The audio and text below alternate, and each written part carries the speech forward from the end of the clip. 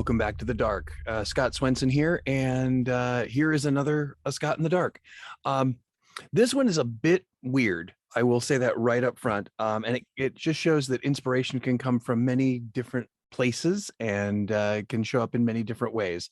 This particular episode is inspired by my recent vacation. I just recently took a 7-day cruise on the Carnival Mardi Gras, which is a very large, very new ship. And I was really inspired by the way that the ship had been designed and a lot of the stuff that I experienced while I was on my vacation. So I wanted to do a show about it and kind of explain some of the takeaways that I got from the onboard experience on the ship and how that can apply to not only haunt owners and haunt designers, but also to people who are creating seasonal entertainment or just entertainment in general. You know, I realize that the longer I do this show, the more I start to talk about things that aren't necessarily haunt specific, but are haunt parallel. And you know, I'm never obviously going to abandon the haunt industry, but I just want you guys to know that even if you're not haunters and you're listening to the show, and we do have quite a few actually, but if you're not haunters and you're listening to the show, there's always something that you're going to be able to pick up. And so many people now who are haunters are also doing other forms of entertainment, like myself. I do a lot of, you know, stuff that's not spooky, scary, and quite a bit that is is non-haunt related really at all. So anyway, I that's what this show is all about, and it's based on or reinforces an idea that I have talked about on both this podcast and Green Tag Theme Park in 30 with Philip, and that is that guests are looking more and more for things to do rather than things to watch, rather than things to look at. And this was just reinforced over and over again on this cruise ship experience. So so let's just kind of dive in, and I'll tell you a little bit about the ship, because the design of the ship itself was a really great example of do versus show. It really required guest involvement. It required passenger involvement in order to get the most out of the cruise experience. So Carnival Mardi Gras is the newest and largest of the Mardi Gras ships, or of the Carnival ships rather. And it's named after the very first Carnival ship, and it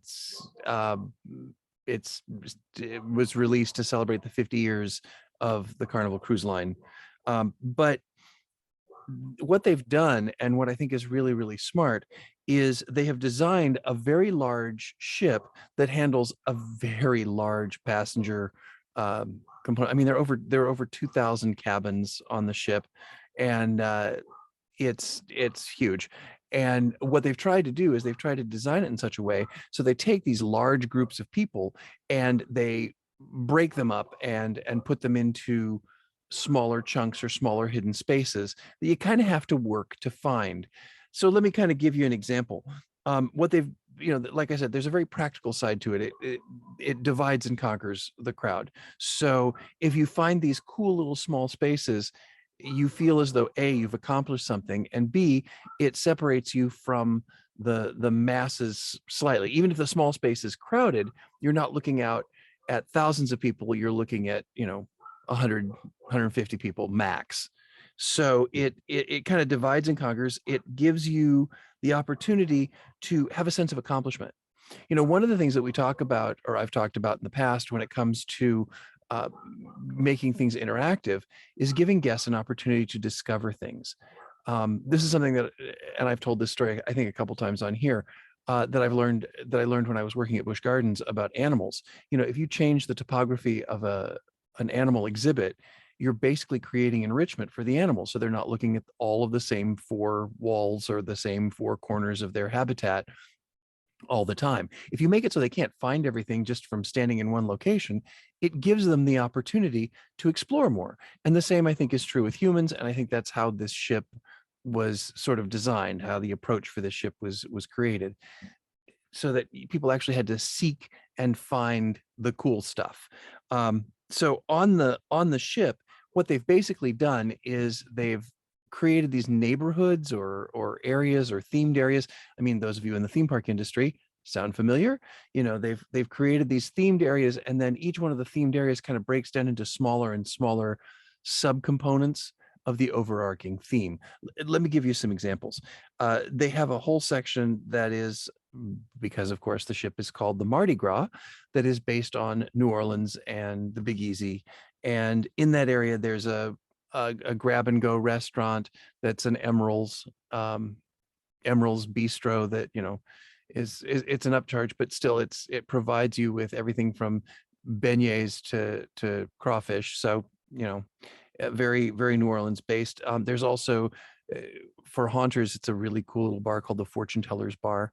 And one whole wall is covered in these, you know, big gold framed mirrors. And it looks a little bit like a bordello. And for those of you who don't know what the word bordello means, look it up. So it creates kind of a theme within a theme, if that makes any sense.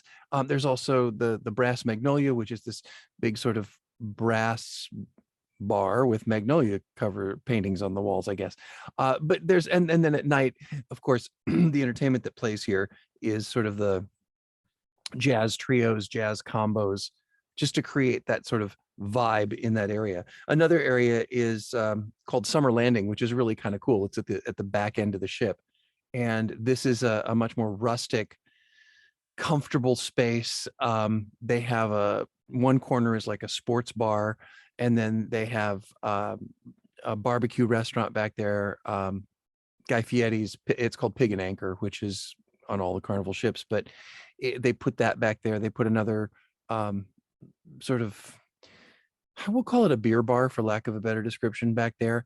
And then there's a a stage back there, and the band that plays back there does, you know, classic rock, sort of garage band stuff. So very, very sort of, I guess comfort Americana is the way I'd kind of look at it. I hesitate to use the term redneck because that sounds like I'm being negative, but I'm not. It's very much a comfortable hangout, have a beer at a comfortable wooden picnic table kind of vibe, and very different from the posh New Orleans look. And another example is they have what is called the Piazza, which is it's where you can get your 24-hour pizza on the ship. It's where you can get paninis. It's also where the Italian restaurant is. And that's another thing they did too, is they have, you know, not only the main dining room, but they have these separate themed dining experiences as well. So once again, requiring the guests to participate and seek and find. And I realize this is the lowest end, sort of the lowest hanging fruit of immersive or interactive experiences, but you also have to recognize it's a cruise ship. So the folks there aren't necessarily coming in to do a full escape room for their 7-day vacation. They want to make sure that things are relatively easy. But if they have a sense of accomplishment, because they're like, you know, oh, I tried the Italian restaurant, or oh, I tried the Mexican Chinese fusion restaurant, they feel as though they've accomplished something and they actually had some mastery and control in their own guest experience. So I thought that was kind of cool. Now, what's really, really neat for me is in the center of the ship, they have an area that has a large stage on it. And if you've ever been on a cruise, usually the center of the ship is this grand atrium that's multiple decks high and has glass elevators. It's pretty common to do it that way. They kind of turned that on its ear this time, and they put a big stage here, and then there's 3 decks of windows that look out into the ocean during the day. But there's also a series of 12 1, 2, 3, no, 18 gigantic video monitors on vertical columns that can slide into place. And then that's used as the backdrop for another performance space that you can view from 3 different decks, decks 6, 7, and 8. And they do a lot of aerial stuff in here. They do everything from guest artist shows to they had a show in there called Voodoo Moon, which of course haunters were going to love. And I some of you who listen told me to see the show, and I did, and it's visually amazing. the video effects are great, but there's a lot of flying in it, and it's all about good spirits versus bad spirits, and of course takes place in New Orleans, and is, you know, it's fun.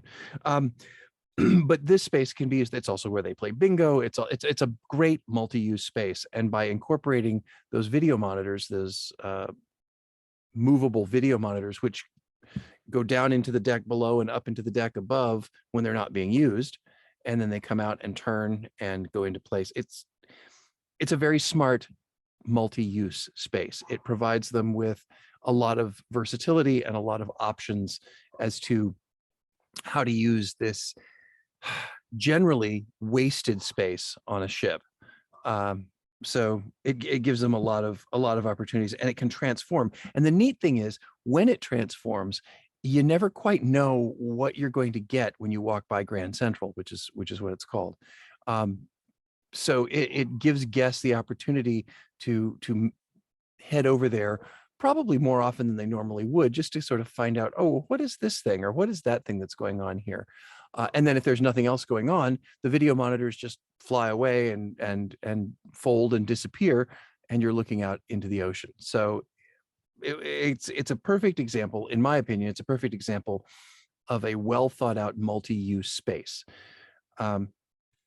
So not only is the design interactive, they also have a lot of interactive activities, things that you're doing versus watching. And probably the most obvious, if you know anything about cruise lines, or if you happen to be a coaster geek like I am, the Mardi Gras is the first cruise ship to actually have a roller coaster on it.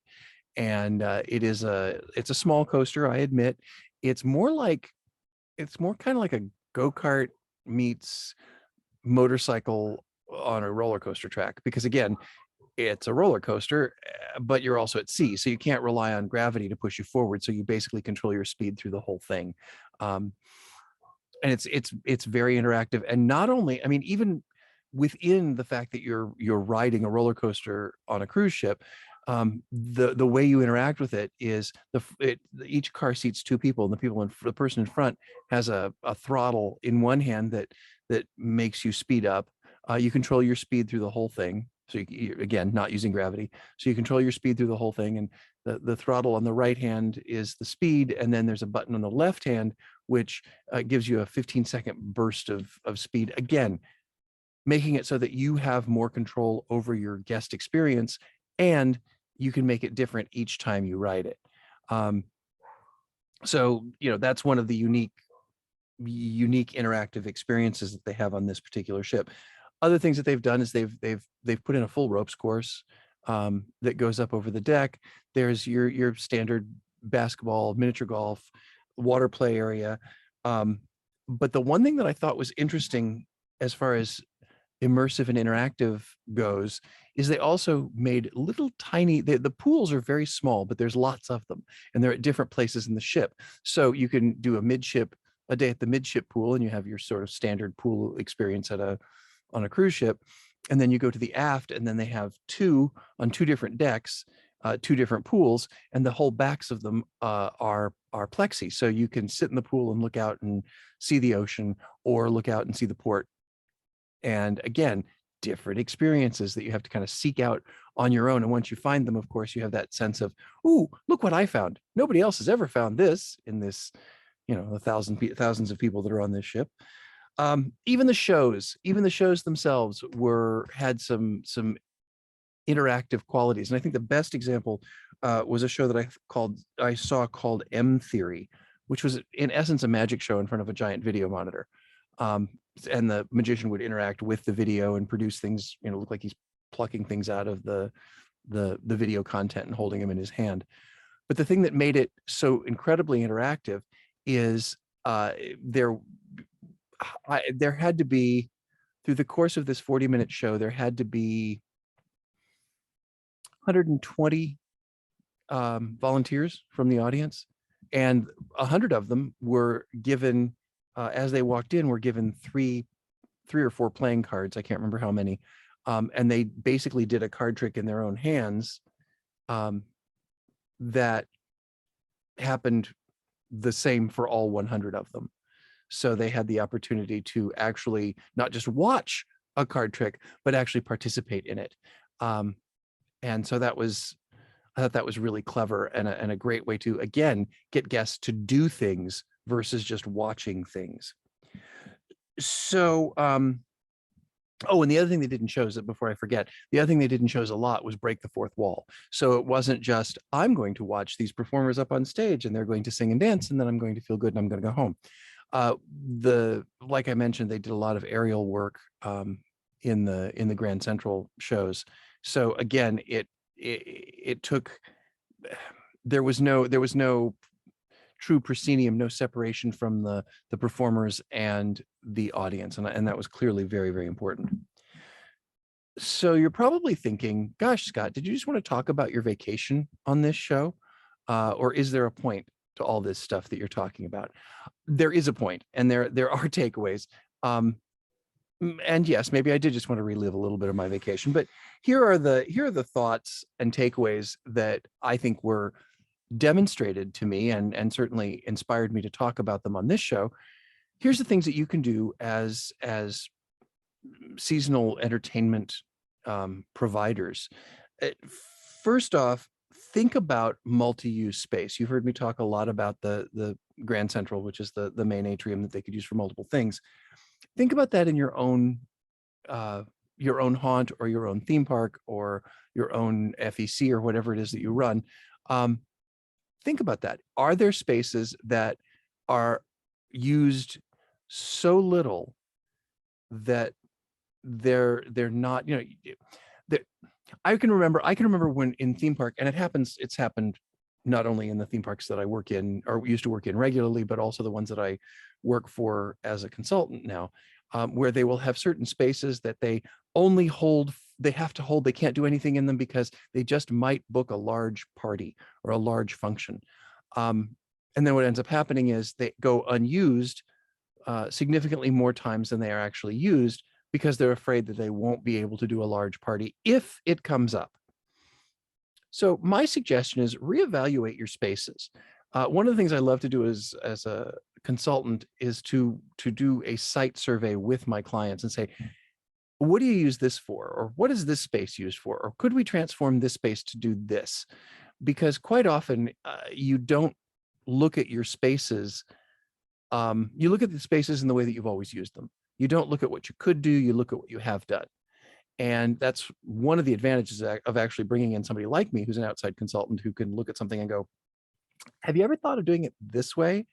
And sometimes the answer is yes, and it failed miserably, but still you quite often need to shake that up. So I challenge you to look at your spaces and figure out, is there spaces that are only used less than 25% of the time? And is there something you could do to that space to change it to actually make it more of a multi-use space?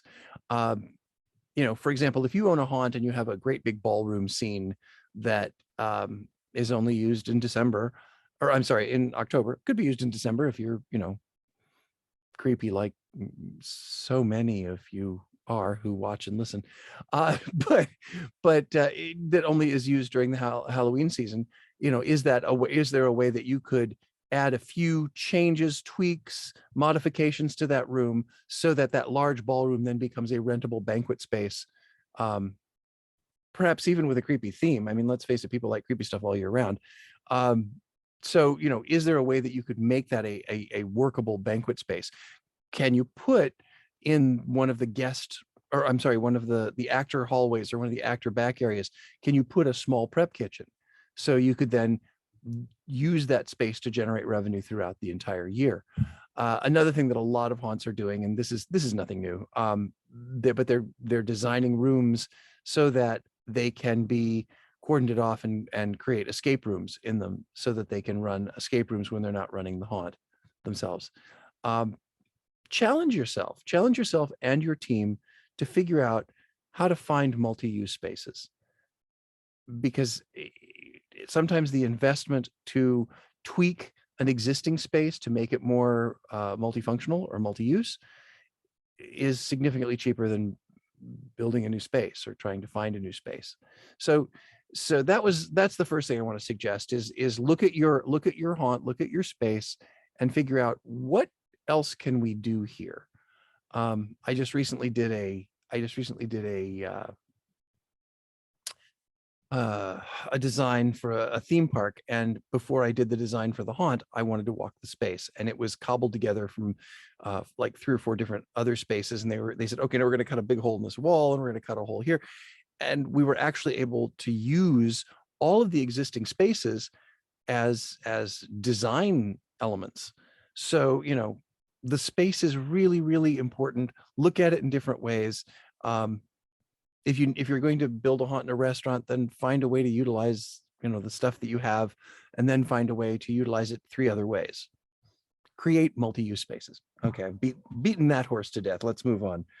I think what I'm seeing more and more, and what I'm really glad I'm seeing more and more, because I've kind of started designing this way anyway, is to create small discoverable spaces as opposed to giant open spaces. And now the challenge with small discoverable spaces is people will think, oh my gosh, it's going to just really impact my guest flow, but it doesn't really. I'm not saying cut out your linear pathways. What I'm saying is divide them up more so that you can give new levels to theming, so that you can make it so that people feel like they are more alone, or that they have discovered the space on their own. I mean, one of the things that we did with the Vault of Souls this past year was to create, little tiny elements within the space itself. And one of the things that is a challenge with this is I think people have the fear that not every guest will see everything. And I'm of the belief that that's okay. If you're really clever in the way that you design something, every guest will see everything, but they feel as though they had to work to do it. And therefore there's a greater sense of accomplishment. I also think that you can reinforce this idea by creating layers of experience. So make guests work to find the cool stuff. You can create your whole haunt that has your walkthrough theme. You've probably already got it done. You're ready to go. Then what you can do is to make it even more immersive or more interactive, incorporate Easter eggs. This is something that,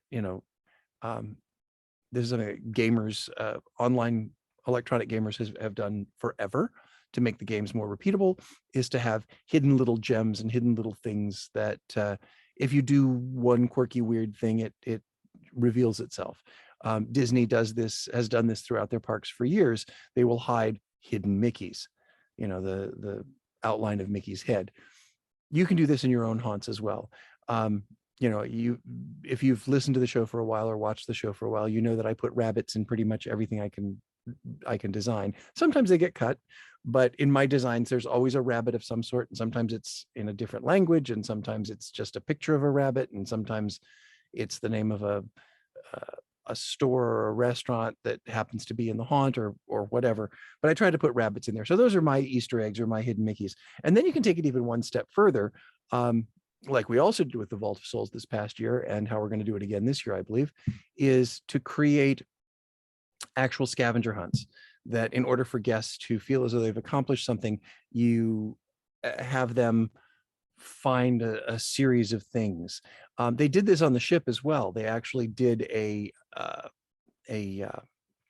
camera phone scavenger hunt where they had to go out. They had a list of 15 or 20 things that they had to find, take pictures of, and then come back. And the first person back got a ship on a stick. And if you've ever been on a Carnival cruise, you know exactly what I'm talking about. It's basically a plastic trophy of a Carnival ship. Plus they got bragging rights. But what it did was it forced people to discover new and different places all around the ship, and sort of divide and conquer even the crowds that were playing those scavenger hunts. So those are kind of the inspirations that I got from the ship, and I wanted to kind of reinforce them with you guys, so that you don't have to create something that feels generic. You can create those unique little experiences that people have to work to find, and that just by design makes things more immersive and more interactive and more special for guests. We in the haunt industry, I've said it for years, we are the gateway drug to immersive entertainment. And when people realize that they can participate in an experience as opposed to just watch it, it becomes far richer. And I think we are finally getting to the point now where at least a certain generation is really embracing that. So you can use technology to do it. You can make it super low tech. That's up to you. That's up to your budget. That's up to your personal preference, and really up to the target audience that you're going after. That will really determine what it is. But the theory doesn't change. It's that guests want to do things. They want to discover things. And just looking at a giant, massive ship design was enough inspiration for me to do this particular show. Speaking of shows, I do have a new show that's not haunt related, but I do have a new show coming up at the Tampa Fringe. It's the last weekend of July, first weekend of August. And it's another perfect example of how I'm trying to take live theater and make it, give the guest control over it. The show is called 151, and the concept is one performer, me, will improvise 5 characters based on audience prompts, and then I'll try to weave these 5 characters together into one storyline. So when guests come in, before the show even starts, there are 5 laundry baskets. There'll be 5 laundry baskets across the front of the stage and a big box of costumes and props. And the guests will place these costumes and props into these 5 laundry baskets, and that will be the wardrobe for the 5 characters that I will improvise during the course of the show. The next thing I'll do is come out and talk to the audience for a while so that I can make certain that the storyline that I'm telling is directly connected with that specific audience. So not only have they physically decided what I will be wearing and utilizing for each of the 5 characters, but I'll also talk to them and get their own personal input about, has anything important happened to you in the last 3 days? Or are you here with friends? Are you here with family? So that I can be able to weave and incorporate those things into the show itself. And then if that's not enough, for an improv challenge, I'm also going to have 1 to 3 wrapped boxes that will have props in that I won't know what's in them, and I'll give them to the guest, and they can, at any point in time during the show, a member of the audience can come up and hand me this box, and I will have to incorporate that prop into that section, into the story as well. So it's a new way of looking at improvisation. It's a new way of looking at theater, and it will create those moments that will only happen once. They'll only happen when that one audience is there, because all of the cogs have aligned in a certain way to create a show that will happen in that moment and then be gone. So that's my attempt to figure out how to take live theater and make it even more interactive, and give guests more control over it. If you're interested in seeing 151, you can go to tampafringe.org, and tickets go on sale June 20th. And like I said, the show runs at different times on the last weekend of July and the first weekend of August. So if you're in the Tampa Bay area, or you want to come to the Tampa Bay area and check out the Tampa Fringe, Tampa International Fringe, the show is called 151, and it's a solo improv show. So it should be fun. All right, so I've rambled on about a whole bunch of stuff that's really not haunt related, but all of these ideas can be applied. So please look past the surface, find ways to create new and different immersive and interactive experiences for your guests. And I guess the final takeaway that I want you all to listen to is, no matter where you are, no matter what you're doing, let it inspire you. Let it seep into your brain so you can go, ooh, I bet I could apply that in a haunted attraction. And not just when you see bones, not just when you see skulls, not just when you see blood, but when you see how a ship is designed, or when you see a piece of theater, or when you see a movie that may not be haunt related at all. Break it down into its components and let those inspire you, because that's what will lead us to bigger, better, and more exciting haunted attractions. So that is this episode of A Scott in the Dark.